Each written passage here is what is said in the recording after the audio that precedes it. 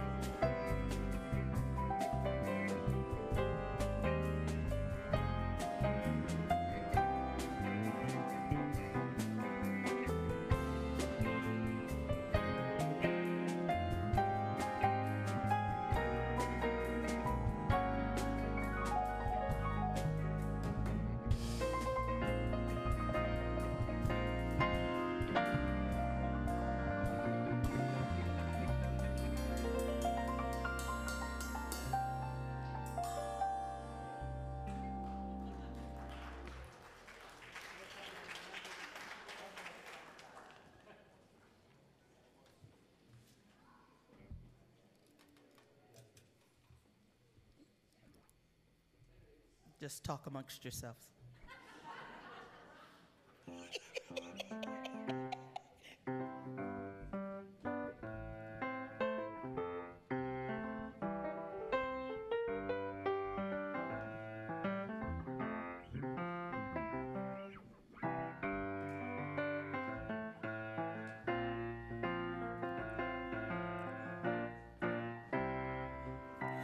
Listen as your day unfolds, challenge what the future holds, try and keep your head up to the sky.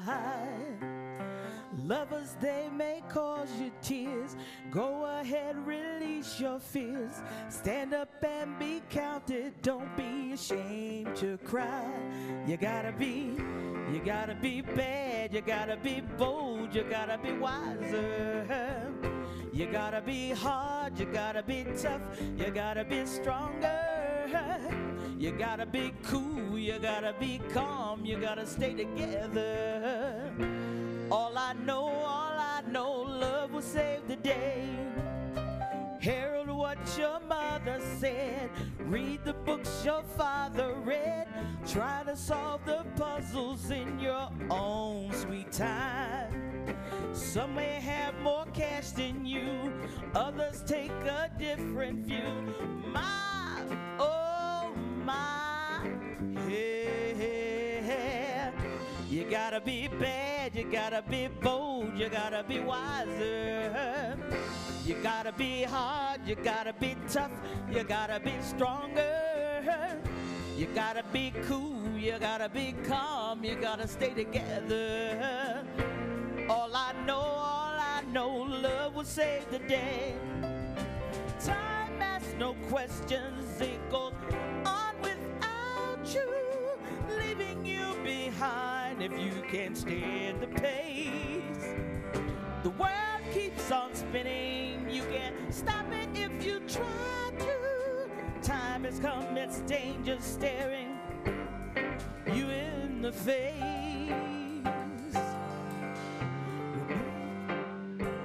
Remember, listen as your day unfolds.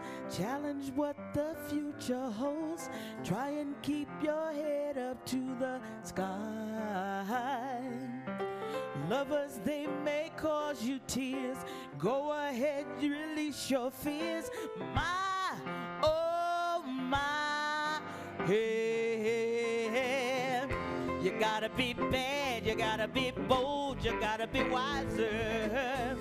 You gotta be hard, you gotta be tough, you gotta be stronger. You gotta be cool, you gotta be calm, you gotta stay together. All I know, love will save the day. You gotta be bad, you gotta be bold, you gotta be wiser. You gotta be hard, you gotta be tough, you gotta be stronger. You gotta be cool, you gotta be calm, you gotta stay together. All I know, love will save the day. All I know, love will save the day.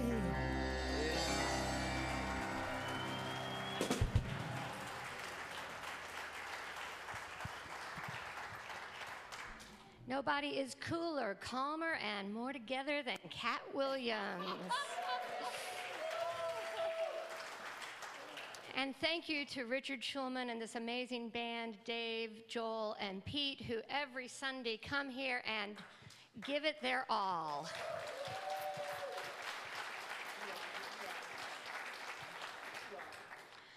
Welcome. Welcome to Unity of the Blue Ridge on this amazing day in May.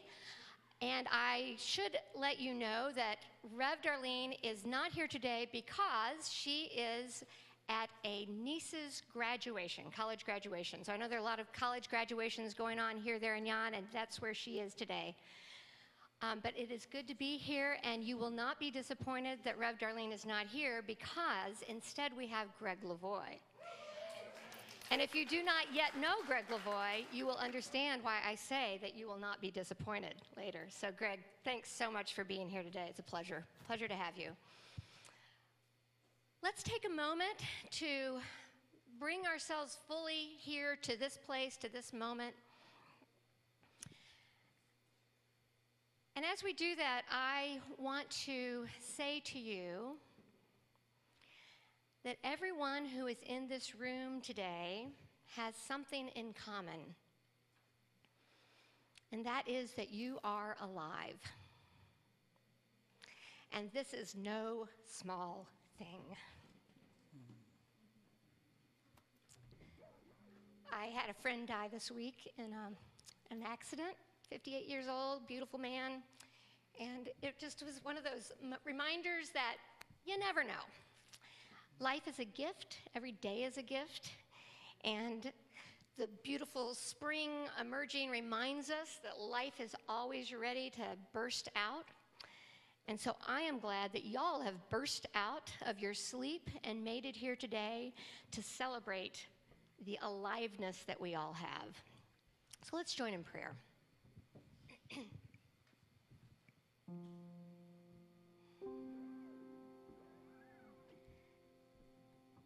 We take a deep breath in and know that we are here.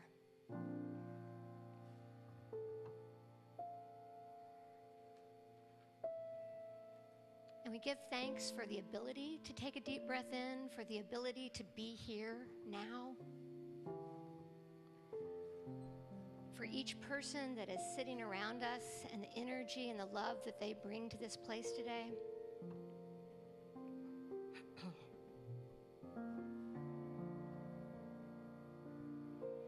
As we feel the sun streaming in through the windows, we know that spring has sprung.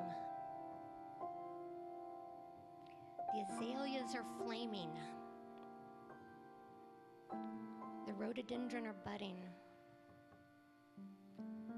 What once was asleep in nature is now wide awake.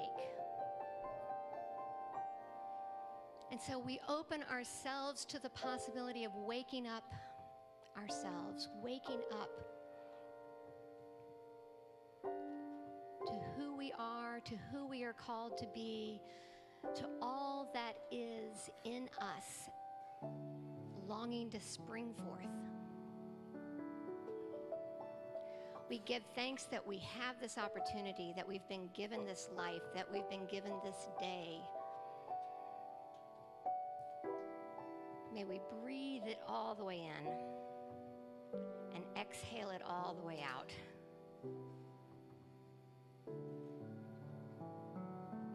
Thank you, God, for this day, for this community, for this life. Amen. And what I realized I didn't do before the prayer was to say, we have something we say together every week to remind ourselves of that one power and one presence. So let's say that together now. There's only one presence and power active in the universe and in my life, God the good, omnipotence.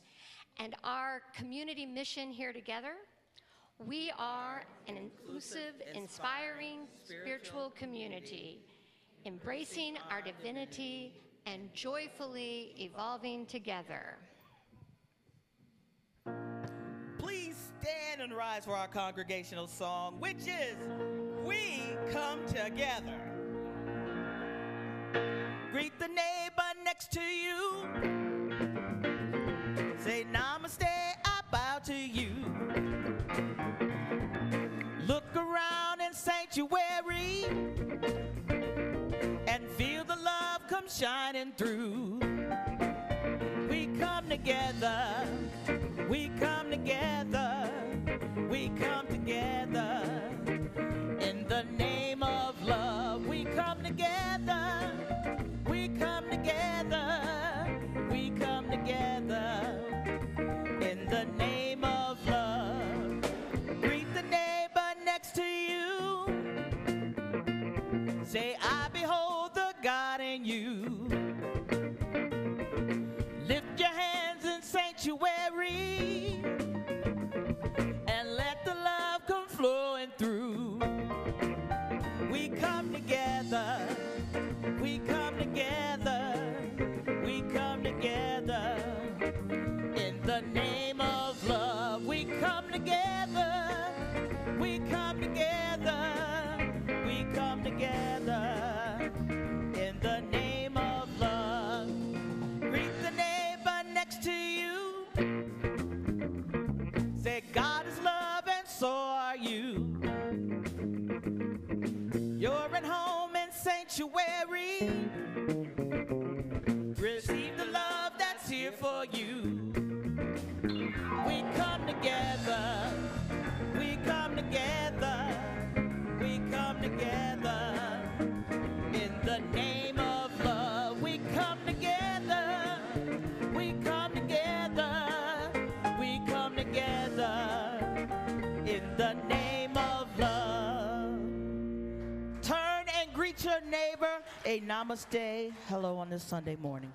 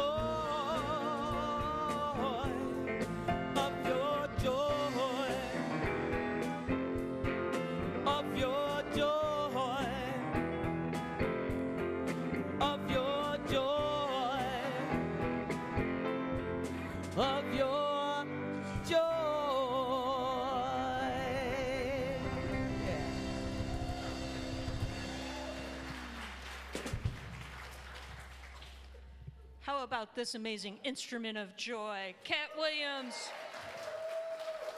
We've got Dave and Richard and Joel and Pete. We have some amazing musicians. Good morning, my name is Reverend Christy, and I would like to welcome anyone who is here for the first time or visiting for the first time in a very long time. We would like to acknowledge you, and anybody? All right, welcome, welcome, welcome. Welcome. And so you're being handed a blue card, and if you fill out that information, we do hold your contact information private, and we can include you in our weekly e-newsletter that lets you know of all the really cool things happening here. And there are packets of information just outside of our bookstore on the counter, and you are welcome to take one of those to learn more about our community. And we welcome you. We invite you to come back and see us again, and we want to extend a blessing to you.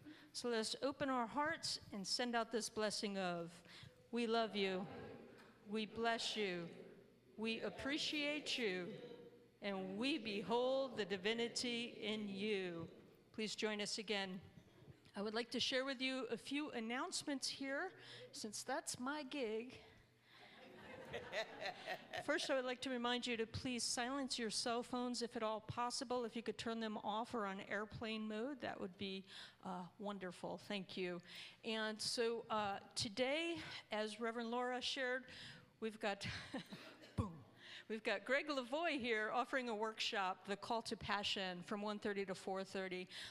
You are indeed in for a treat, and his workshops are phenomenal, guaranteed to awaken something in you that wants to come out and be seen and be lived and be expressed. So you are invited to attend that 1:30 to 4:30 this afternoon. You can see me if you have questions after. Also, I do not have a slide for this one. Oh, those who have not picked up our photo directory, if you are in this photo directory, you do get a free copy of this photo directory. They are available. Reverend Andy is in the room. There he is, hey? And he'll be out there at the table. And we also have an opportunity, if you would like a new picture, if you are a new member or new to the community or somehow missed the last photo sessions, you have the opportunity on June 1st and June 2nd, it's a Friday and a Saturday, to have a portrait taken. And everyone who has their portrait taken gets in our photo directory as well as receives a free 8x10. And then you also have the opportunity to check out some other gifts that might be available to you. So if that interests you, please see Reverend Andy. You can bring your pets, you can dress up, you can bring your family. It's a lot of fun. It's a lot of fun. So that's happening June 1st, June 2nd. All right, we'll roll along. We have the opportunity, Unity of the Blue Ridge is partnering with Habitat for Humanity in building a house in Arden. There's an Arden House project. The first work day is next Wednesday, the 9th. And that is 8:15 in the morning till 3:30 in the afternoon, thereabouts. Sign-up sheets. We've got Dick. All I can think of is Handyman Dick, which is your email. Right. Thank you. Dick Allen will be available to answer any questions out there in the lobby afterwards. And he's part of our Habitat team and here at Unity and works in just handy projects here and keeping this place spruced up along with amazing other team members. So that's next Wednesday. We've got the Unity Village Retreat with Reverend Darlene Strickland. That is happening at Unity Village in Missouri. And that is next weekend, and June 10th, Thursday, through the 13th. If you are interested in going to that, there is a scholarship available. If you've been hesitating around that, please see me following, and I can give you information to get more information about the scholarship. And there are some folks coming from this area. Some are flying, some are driving. So if you have questions, please see me. That's going to be an amazing, amazing retreat. And then we are a compassionate congregation. We have the opportunity with Rev. Jane Nelson and Rev. Deborah Ogist are leading two different groups. They're a 4-part series based on the book by Parker Palmer, and that is Healing the Heart of Democracy, which focuses on social action and a democracy, a community, building community that works for everyone and ripples out and supports everyone. If you have questions, they'll be available afterwards. And there's a Thursday night class and a Saturday afternoon, and sign-up sheets are out in the lobby.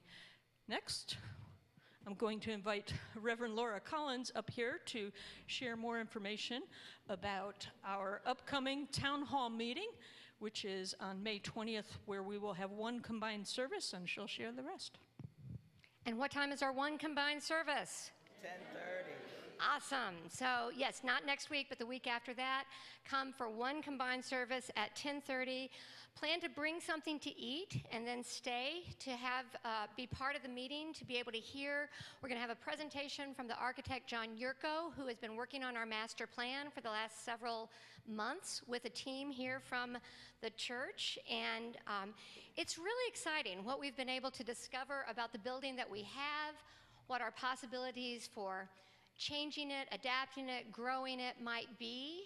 So this is a conversation starter of here's what we've found out about the building, here's how we could possibly expand, let's start thinking about it. And there's some really exciting possibilities on the table, so I hope that everyone will come and be part of that conversation that day. But it may be a slightly longer meeting than our usual town hall meetings, so we really do encourage you to bring food. We don't need any hangry members here today, that day. Okay. So before I moved to Asheville 12 years ago, I had a very dog-eared book on my shelf. And it was dog-eared because I kept reading it and reading it and reading it. And the name of that book is Callings. And then I moved to Asheville and I met Gregg Levoy, who is the author of that book. And I was a little starstruck when I first met him. Like, oh my gosh, I've read you over and over. And since then, he's written another book called Vital Signs. And in the hardback copy, it's The Nature and Nurture of Passion. The Nature and Nurture of Passion. He's got paperback copies for sale out there today of both his books, Callings and Vital Signs, but there is a different subtitle to the paperback, so he can tell you about that, or you can look at it. I'm going to read to you a little bit from Vital Signs.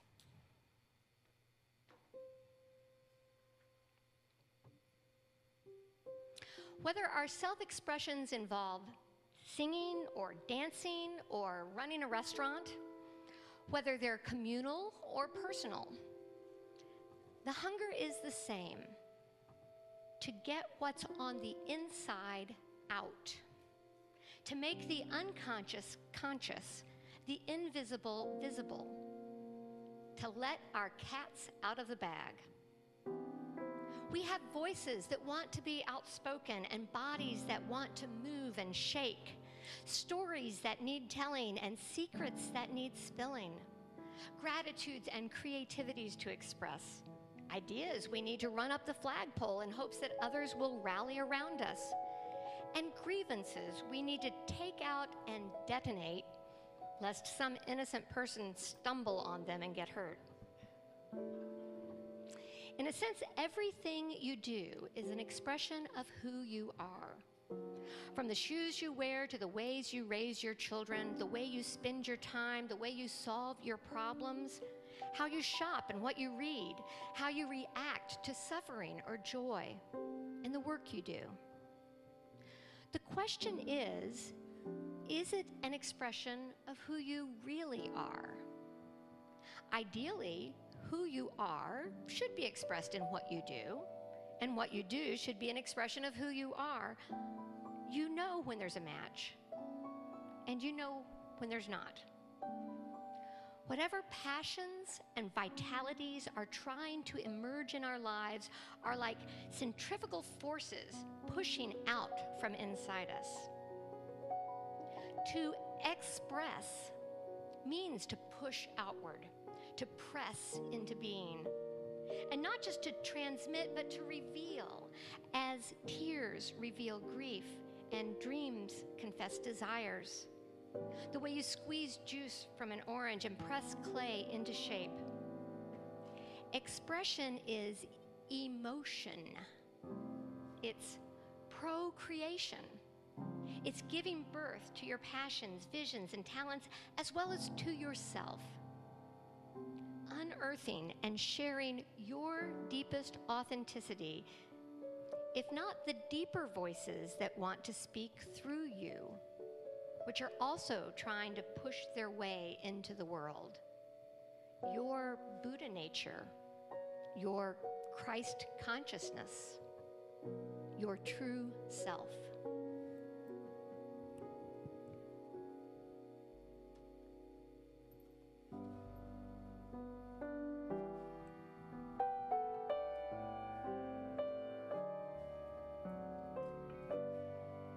Somewhere over the rainbow, way up high, there's a land that I heard of once in a lullaby.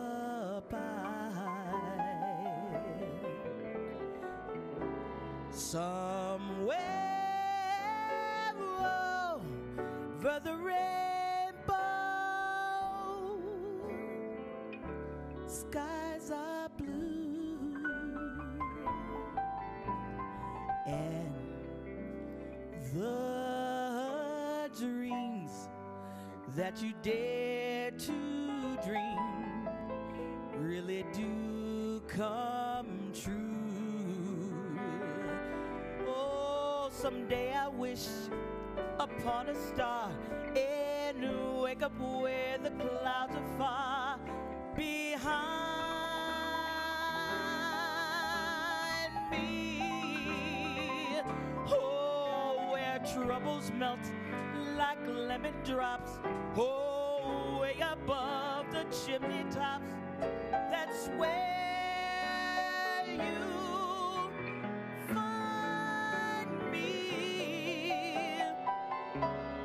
somewhere over the rainbow, bluebirds fly, birds fly over the rainbow. Why? Oh, then why can't I?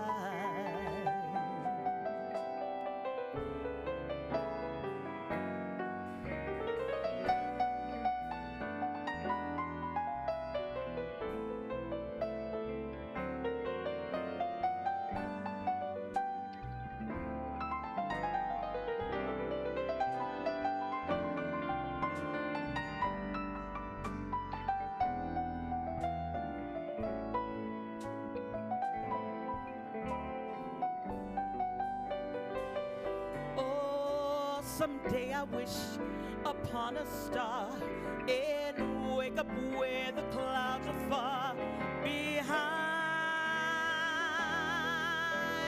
me. Oh, where troubles melt like lemon drops. Oh, way above the chimney tops.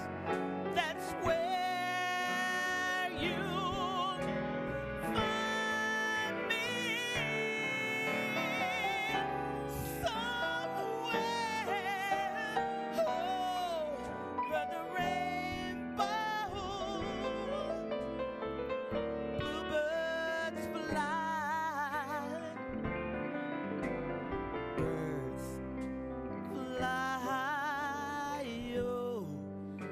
the rainbow. Why? Oh, then why can't I? If happy little bluebirds fly beyond the rainbow, why? Oh, why can't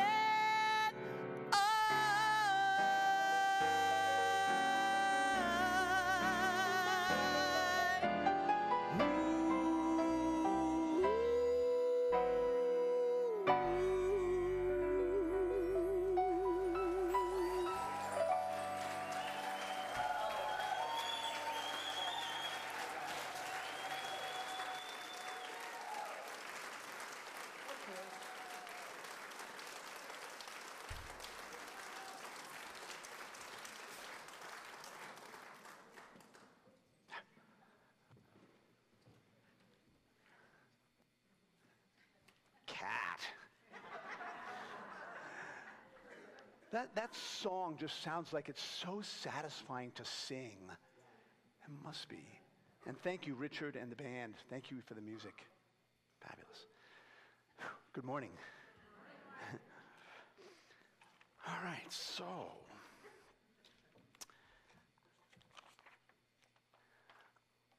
I used to be a reporter for the Cincinnati Enquirer back when I was in my 20s. And for roughly half of my decade-long tenure there, I kept hearing a call to quit and become a freelance writer, which is a decision that's not exactly designed to reassure your parents or your partner or your creditors. But in any case, I ignored it for a half a decade because it's scary stuff. It's scary stuff. How many of you guys have ever been self-employed? Whoa. Okay, so how many of you have ever contemplated self-employment? Okay, like the rest of you. Okay. So you know that this requires intestinal fortitude, right?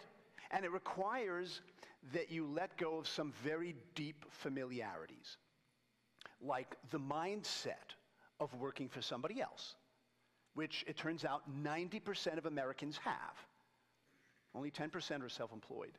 It requires that you reconfigure your relationship to discipline and self-management, all right? And maybe even your definition of success all by itself, all right? In my case, it also required that I let go of a regular paycheck, a pension that I had coming in 2 years if I could hang in there, which I could not, and medical benefits. Never mind that the only reason I was actually using those medical benefits was that my job was making me sick. All right? It also meant letting go of being a big fish in a good-sized pond, all right? And that wonderful institutional budget that can take up the slack that's created by pretty much any amount of individual goofing around, which I was doing more and more of as a function, as a sign of not wanting to be there anymore, okay? And I'm talking about coming into work late, leaving work early, extra long lunches, constant clock watching, indiscriminate wastes of supplies, talking to friends in Hawaii on company time, and sick days that I came back from with a tan. You know, little paid vacations my company wasn't aware it was giving me. All right? You know who Paula Poundstone is? The comedian Paula Poundstone. So she was arrested some years ago for drunk driving. And in an interview that she conducted after that, she's commenting on her own alcoholism. And she says, yeah, when I look back, I see there were definite signs, but I was drunk. They were blurry. So I understand that now. However, after ignoring this call for a half a decade, the signs pointing toward it started taking on a whole new tack. And this is what happened. I was driving home from work one afternoon, listening to a song on the radio called Desperado by the Eagles. And the last line that I heard before I turned off the car was, "Don't you draw the Queen of Diamonds, she'll beat you if she's able. The Queen of Hearts is always your best bet." Right? So I pull up to my house, I turn off the ignition right there at that line. I open the car door, step my left foot onto the curb, and at my left foot was this. It's a playing card, which I turned over, and it's the Queen of Hearts. I mean, what would you do? Other than just sit there absolutely dumbfounded, people passing by, they're wondering if you're drunk or something like that, and wondering how it happened, right? Well, I mean, what creates this kind of event in the world? And of course, wondering what it meant. Now, I didn't figure that out until 2 years later. Okay, now this is a period of time characterized by an increasingly intense struggle to try to figure out what to do about this call, okay, which was becoming increasingly clear to me, and increasingly clear that it wasn't going away, all right? And it was a period of time during which I found 5 more Queen cards. 5 more. I had never found playing cards in my life, ever. And in that 2-year period, I found 6 queens, all different suits, in which I found in all these unlikely places around the country. A sidewalk in Cincinnati, let's see, a conference room in Santa Fe, a sand dune in Cannon Beach, Oregon, and this little number, which I swear to God, I'm thinking of having carbon dated, which I found in a mountain wilderness in Colorado, 6 miles from the nearest trailhead. Okay, so like this makes the Twilight Zone seem like Mr. Rogers' neighborhood. And every time I found another Queen card, the sheer unbelievability of it took another giant step forward, and another, and eventually it went so far beyond the laws of probability that I barely hesitate to say this. It's impossible that there was nothing more going on here than a statistical aberration. This was orchestrated by something with wits. Which, you know what, it shot my rationalist view of the universe pretty much to hell. You know, you have to understand, I come from a family full of scientists, detectives, journalists, nonfiction writers, and New Yorkers. And you don't get a more cynical bunch than that.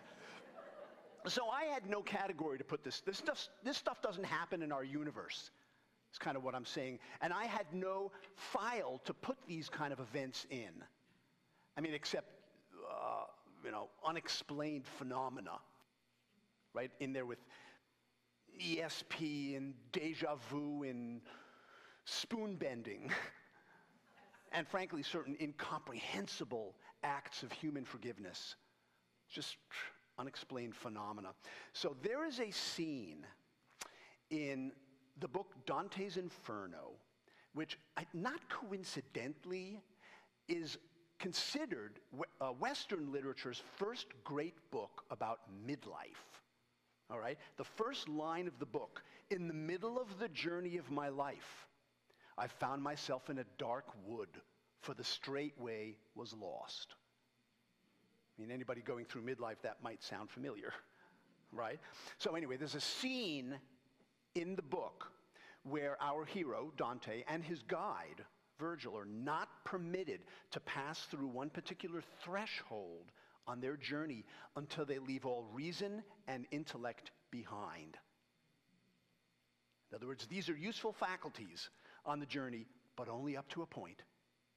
And beyond that point, you're going to need a different set of skills to make your way, and ironically, to make sense of your life. All right, you're going to need a different set of skills. And these events, the finding of the Queen cards, or what Carl Jung called synchronicities, okay, meaningful coincidences, they speak way more to the heart than they do the head. They speak way more to the emotions than they do the intellect. They annoy the intellect. Really, how many of you guys have ever seen a movie called Grand Canyon? Does that ring a bell? Grand Canyon is a movie about synchronicity. And in one of the subplots of this movie, a woman finds a baby. Okay, she finds a baby. And this, she believes, is an answer to an unspoken yearning inside of her. But when she tells her husband that she wants to keep the baby, he's immediately stricken with a migraine.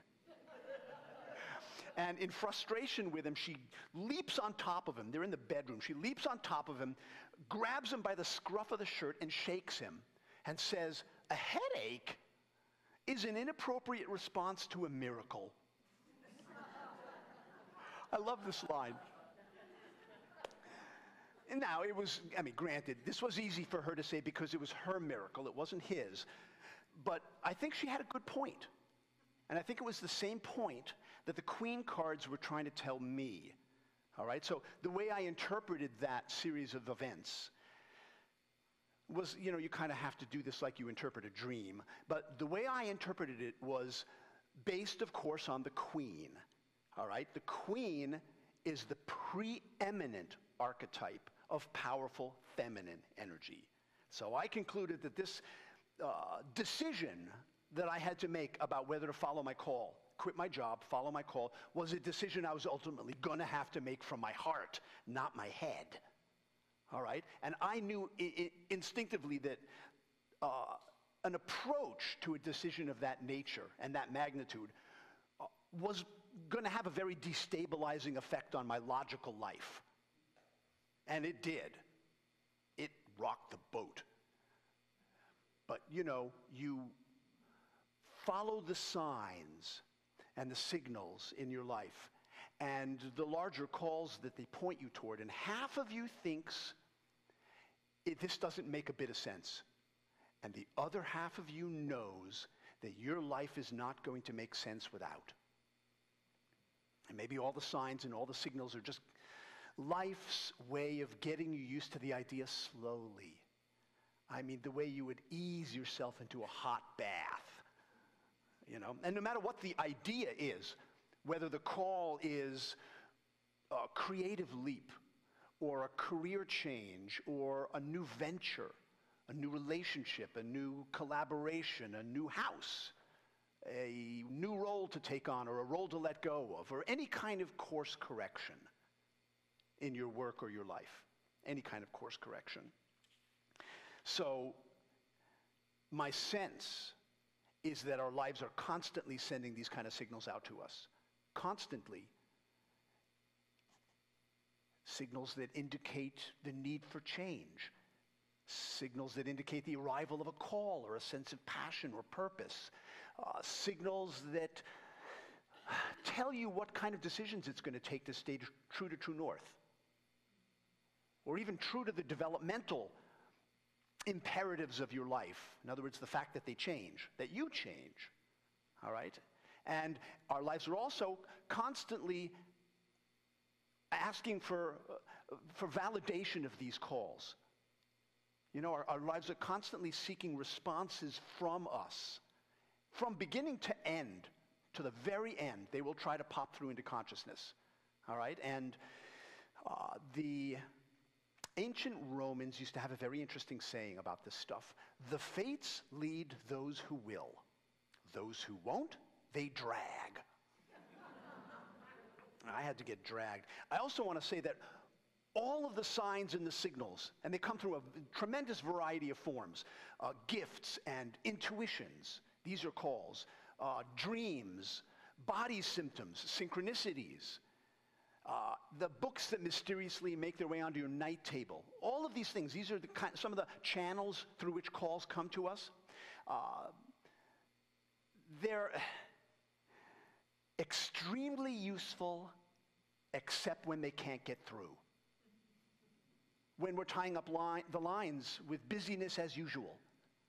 All right? So I want to share this because I'm aware that I'm addressing a modern, sophisticated, technologically advanced civilization, you know, where people have in baskets that are perpetually on avalanche alert. I saw a story in the New Yorker a couple of years ago, written by a guy named Adam Gopnik, okay? And he's telling the story of his 3-year-old daughter who has an imaginary playmate by the name of Charlie Ravioli. All right?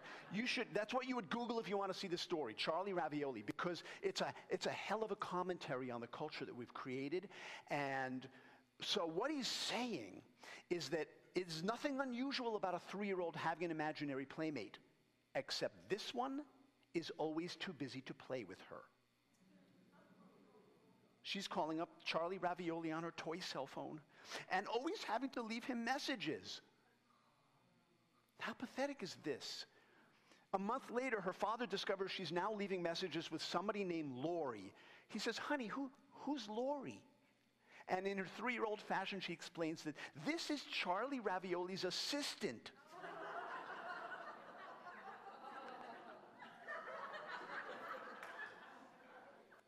This is somebody he's apparently hired to return his phone calls for him.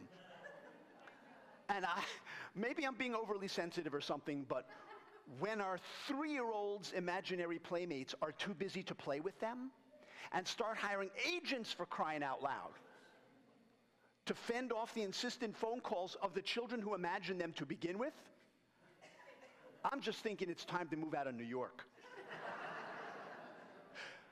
Or rearrange your priorities or something, because the compulsion toward busyness is a pretty good definition of workaholism.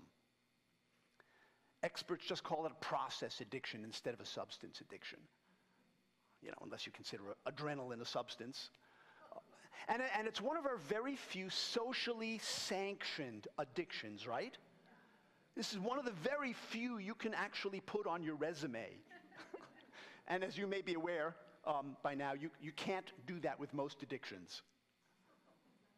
You can't. You can put workaholic, but you're not going to say 2004 to the present alcoholic. So, I just wanted to share that. Even if all of our works, is my point, even if all of our works are good works, even if all of our busyness is in the service of worthy and noble causes and callings, when the means to those ends is an addictive process, I think the end result is a loss of soul. It's a depletion of spirit. That's my sense. It's my experience. So I used to do a lot of stone sculpting when I was younger. And when you want to find out whether a stone is true, this is actually a sculpting term, or has integrity, you bang on it with a hammer.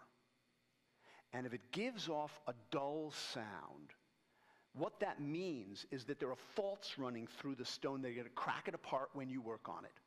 And they will usually wait till you're almost finished to do that.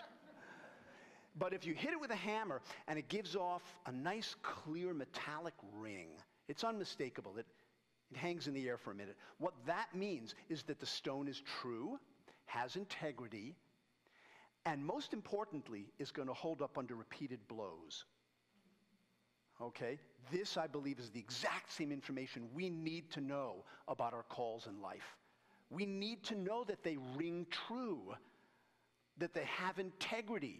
I don't mean in a moral sense, I mean in a psychological sense. And maybe most importantly, that they're going to hold up under repeated blows. I mean the kind the world specializes in. You know what I'm saying? The kind you're going to run into the split second you take your callings, your commitments, your courage, your convictions out into the world where they're going to get banged on.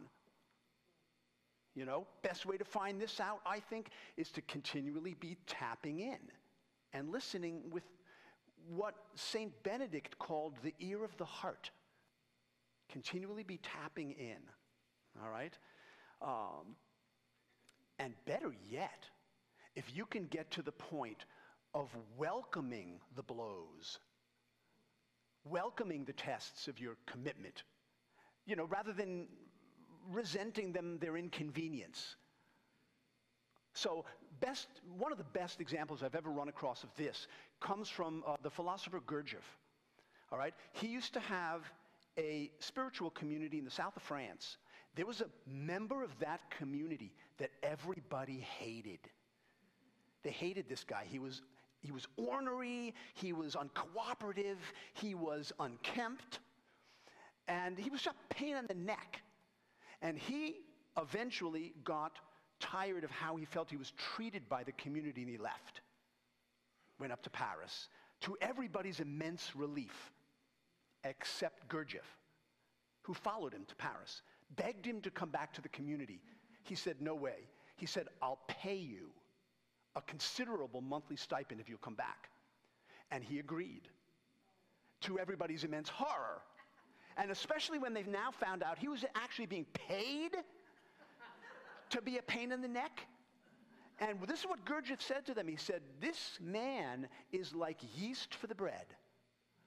Without him here, you wouldn't really get to learn about anger and impatience and compassion.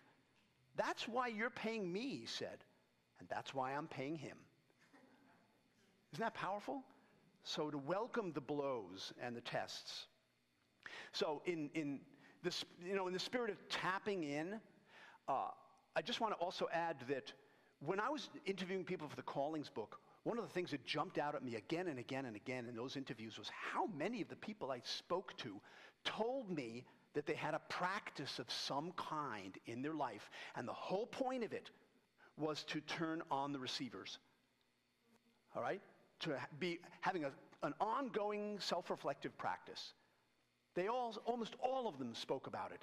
And daily journaling, meditation, for some people therapy is a self-reflective practice, artwork done in the service of self-discovery, dream interpretation, regular short retreats, regular intimate conversation, your participation in any kind of group whose members get together for the purpose of waking up. So mastermind groups, all right, spiritual groups, women's groups, men's groups, personal boards of advisors, even 12-step groups. I found out, by the way, this is a complete non sequitur, that there is a 12-step group for talkaholics. This guy told me, and he said it's called On and On Anonymous. I just think that's hysterical. So when you begin a self-reflective practice, all right, when you turn on the receiver and start listening for the signals that your life is sending out, first, you've got to be willing to hear what you hear. All right? You've got to be willing to hear what you hear. That's not always so easy. Hear what your marching orders may be at the moment. And then you've got to figure out what the signals mean. What do they mean? Is it a true call or a false call? Is it emanating from God, spirit, soul, or is it emanating from ego, wishful thinking? The desire for financial security, the desire to please your parents. If you don't mind me putting it this way, the desire to show the bastards. All of which are motivations for why people do what they do, aren't they? They're all motivations. So, or for that matter, when you should respond to the call, or whether it even belongs to you. Sometimes you're kind of channeling a parental call that never got followed. All right? So I want to share this with you. What people have said to me about how they figure this question out, the question of all the possible paths there are to follow in this life, how did you know this was the one that you needed to follow? How did you figure that out? Because I ask everybody this. How did you figure this out? That this was the one that really belonged to you and the time was now and you were the person. And the responses are so incredibly consistent that I will just list them for you, all right? People said to me they knew a call was true because it kept coming back. Kept coming back, year after year, decade after decade sometimes. They knew it was true because it came at them from a lot of different directions. Not just like an idea you picked up in an occupational handbook one afternoon, but it's coming to you through your dreams, through your body symptoms. The word symptom, by the way, means a sign. Okay? The word pathology means the logic of pain. All right? It's coming to you through gifts, intuitions, the kind of opportunities that make their way to you, the section of the bookstore you always go to first when you walk into a bookstore. These are all the ways that they come to us. All right? So, it's coming to you from a lot of different directions, and there's a clustering effect, and you've got to connect the dots. It's kind of what we'll be doing in the workshop this afternoon, connecting some dots. Let's see. They said to me that they knew the call was true because, because it just felt right. I heard that a lot. It just feels right. I can't necessarily explain it to you, but I can't deny it to myself. It feels right. All right? They said they knew because their enthusiasm for whatever it was sustained itself over a good period of time, didn't just flag after a week, a month, a semester, whatever. And that they even found that they had a certain amount of affinity, affection even, for all the mundane tasks that are involved in bringing that call to light, to life, to fruition. And they all have it, no matter how exalted or exciting or thrilling or romantic a call feels. I think every one of them's got its version of licking stamps and stuffing envelopes. Doesn't it? You know, making cold calls, slapping up flyers on telephone poles. They all have a version of that. In fact, you guys know who Malcolm Gladwell is? He wrote The Tipping Point and Outliers.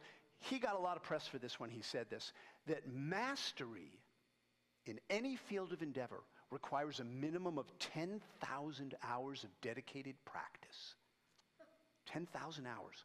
So here's the math on that. 90 minutes a day for 20 years, or some version of that. I think most people, sometimes myself included, we just want to skip ahead to the part where we're awesome. 10,000 hours, wow. All right, people said they knew it was true. The truth or the falseness, ultimately they were saying it only comes in the results. That kind of clarity really only comes in the results, meaning you've got to be willing to try them out. You've got to be willing to go down the path a little ways, even if you're not sure it's the path, and just take field notes. You know, what you're doing is the discernment process is you take a step toward, just a single step toward, and you look at the feedback your life gives you. You take a step toward reading a book, signing up for a class, coming up with a mission statement, talking to a friend, whatever the step is, and then you look at, okay, do I feel better or worse? You take another step. Do I feel more expansive or contracted? You take another step. Do I feel more awake or more asleep? Take another step. What is my body telling me? What are my dreams telling me? What are my friends telling me? Right? So I think this is really kind of the discernment. And everybody said, ultimately, that they knew a call was true because it scared the daylights out of them. I thought that was interesting.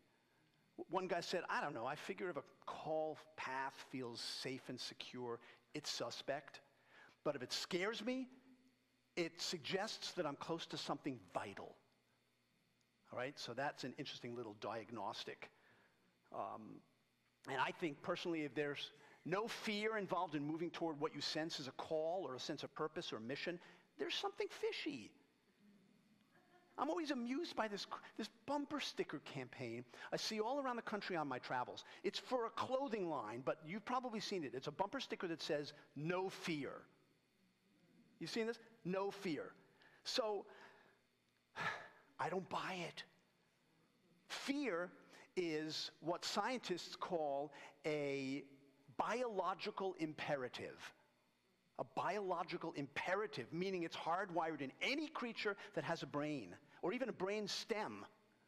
You know, the fight or flight response, perfect example. Okay?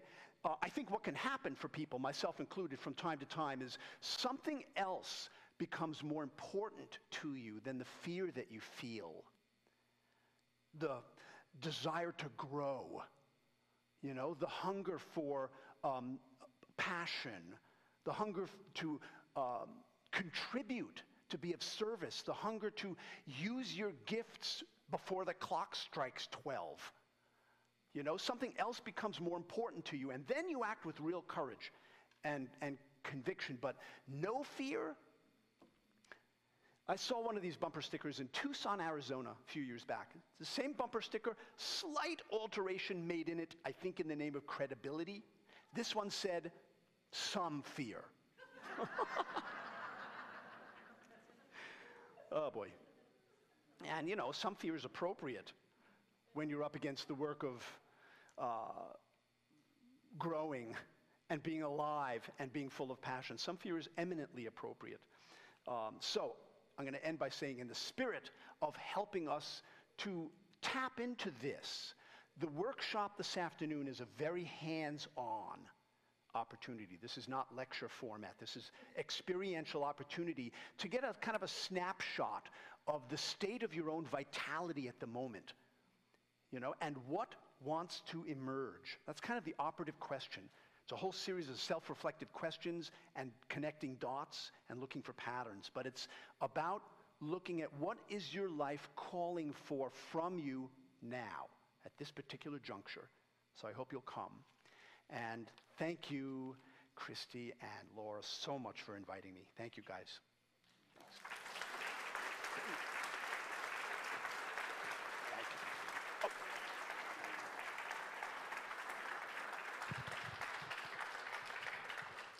So I was here for both services, and I just have to tell you that his second talk was completely different than his first talk.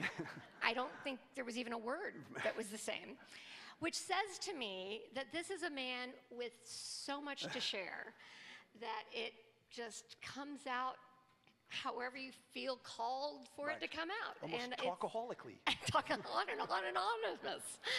No, it's beautiful. And I'm grateful to have been at both services, so I got both versions. And I would like for us all to join in sharing our blessing that we offered to so many people with Gregg today. Gregg, we love you. We bless you. We appreciate you.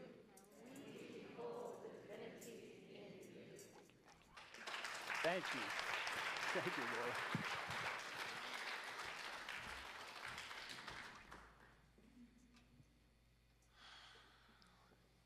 I want to take just a moment to let that all sink in. So I'd invite you to find a comfortable seat in your chair, wiggle around a little bit to get your body fully seated. Take a deep breath and let it out with a sigh.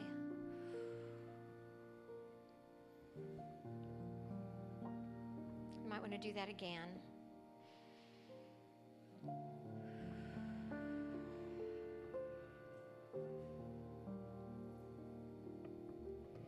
And as you let the energy and the words that Gregg shared this morning sink in, I invite you to just do a quick scan through your body, head to toe, and notice if there's any place in you that feels a little stuck, a little rigid, a little tense. Maybe it's in your gut. Maybe you feel a migraine coming on. Maybe it's in your shoulders or your knees.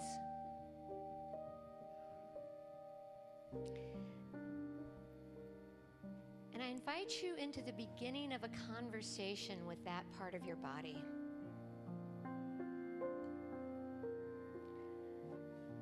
Our bodies are great truth tellers.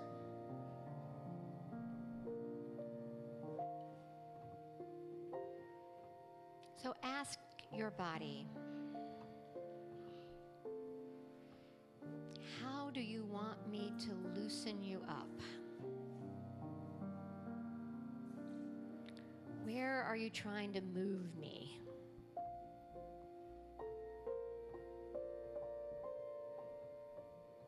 What can I do to help you feel less stuck?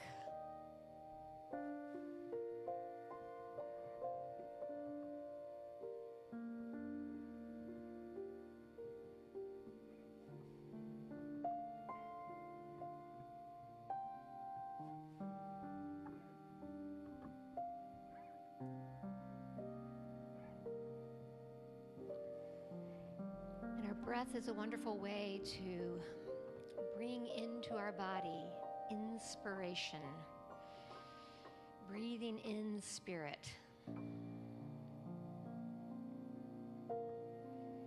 And so as we hold all these questions in our hearts and our minds and our bodies, I invite Kat to lead us in a moment of song. I breathe in, I breathe out, I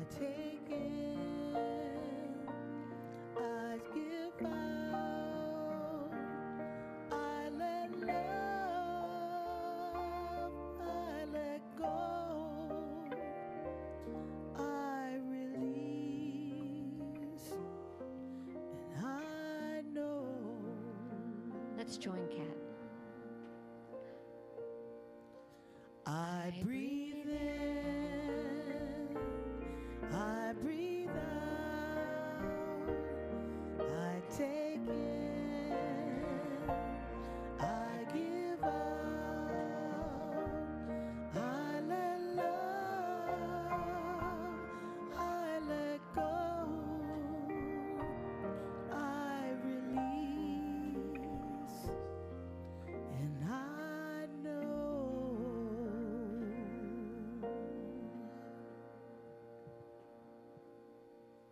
And so may it be.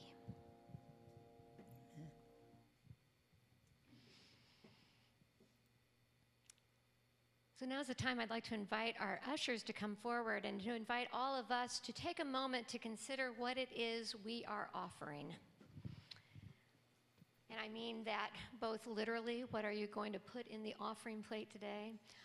But I also mean it in the broader sense. What is it that you are offering today? What is it that you are offering this week to the people around you, to yourself, to this world? And so if you just take a moment to check in with your heart and to see what it is you can offer freely. And as you do that, let's join together in this blessing. Divine love flowing through me blesses and multiplies all that I have, all that I give, all that I receive, and all that I am. I am now in perfect balance and flow with the universal tides of giving and receiving. Thank you, God, and so it is.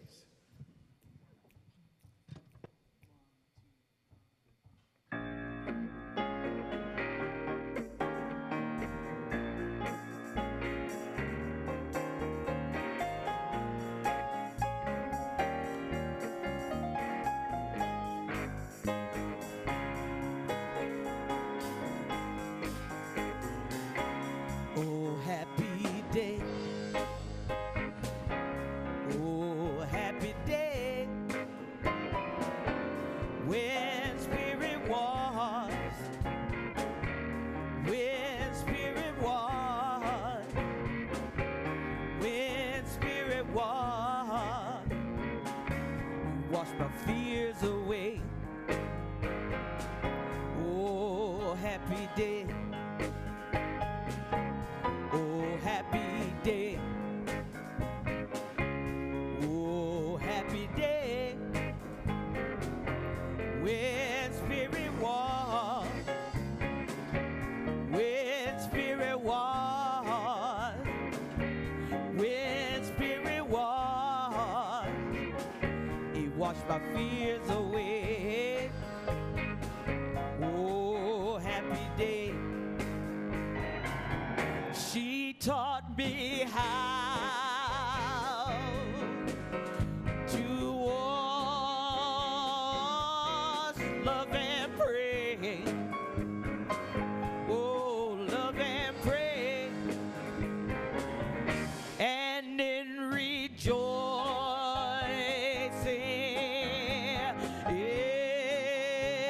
every day. Every day,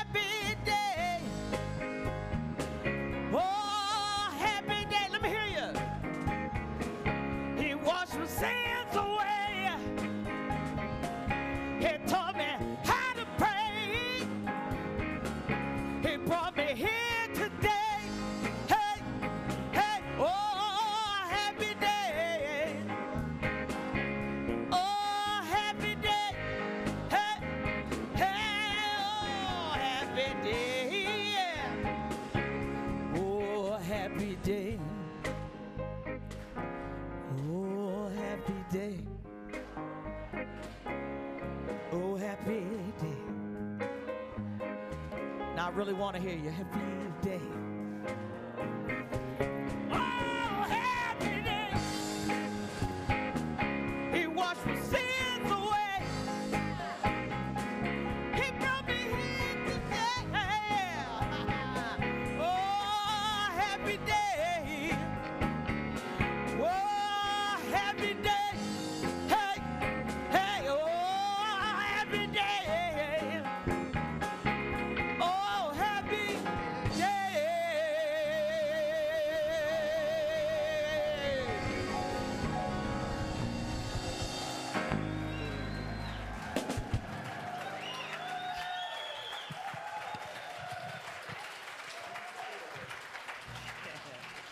Oh, happy day.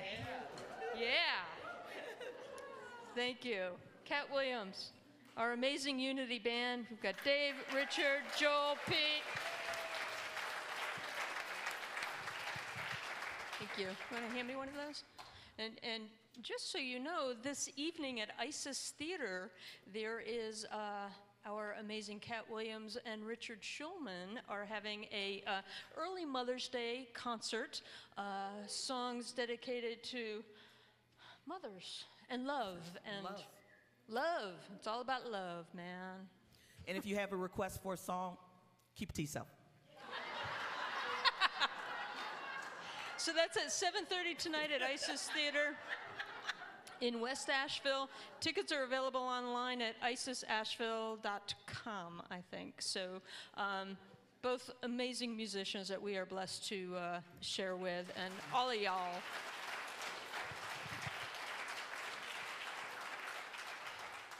So I'll invite Reverend Deborah Ogist up, who is holding our prayer box along with our ushers. Well, she's not holding our ushers, but she's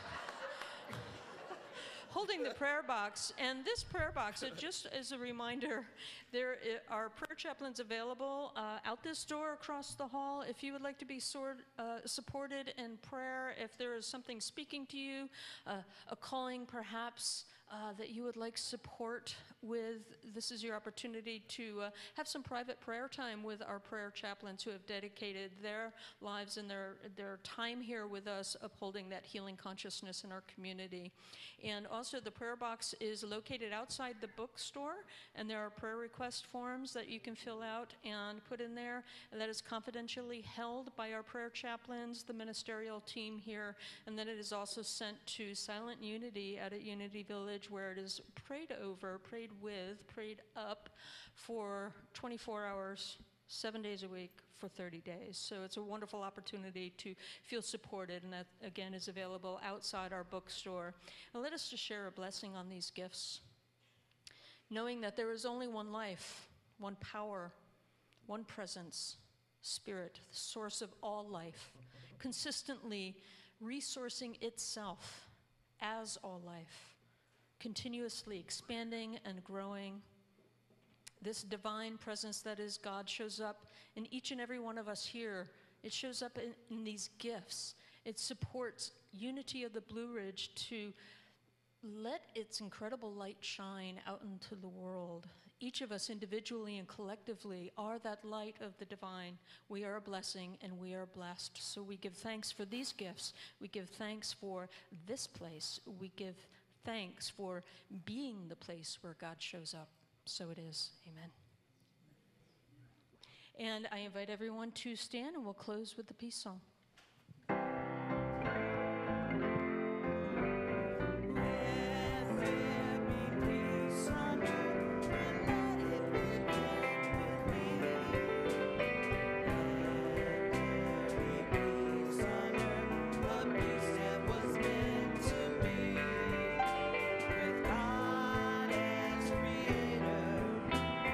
Brothers and sisters are we.